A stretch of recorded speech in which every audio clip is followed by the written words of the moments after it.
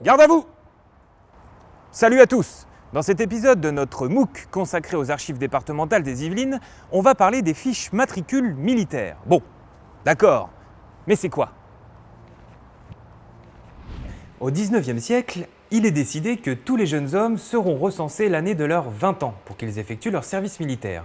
Et lorsqu'ils se présentent au bureau de recrutement de leur département, une fiche à leur nom est créée et elle les suivra tout au long de leur parcours militaire. C'est ça, une fiche matricule, que l'on trouve également nommée état signalétique et des services.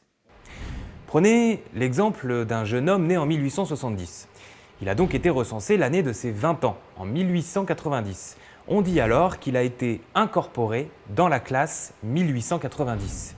Les fiches matricules contiennent de nombreuses informations qui vous seront utiles pour retracer le parcours de vie d'un soldat, son état civil, sa description physique, son niveau d'instruction, son parcours militaire, où il a combattu, une véritable biographie. Les archives conservent toutes les fiches matricules des soldats de l'ancien département de Seine-et-Oise, qui a disparu en 1968.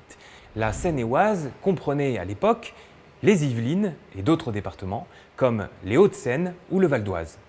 Si vous avez envie de vous lancer sur les traces d'un soldat, petit conseil d'abord, concentrez-vous sur une période donnée.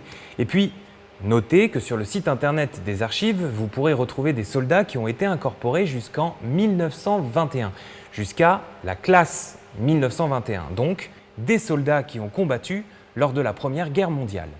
Et puis, concentrez-vous sur le profil du soldat. Vous pouvez ajouter des critères de recherche avancés. Par exemple, trouver un soldat dont le métier dans le civil était comédien. En tout cas, vous l'aurez compris, les chemins pour retrouver un soldat sont nombreux. Essayez dès le départ d'avoir un maximum d'informations pour vous guider dans vos recherches. À bientôt!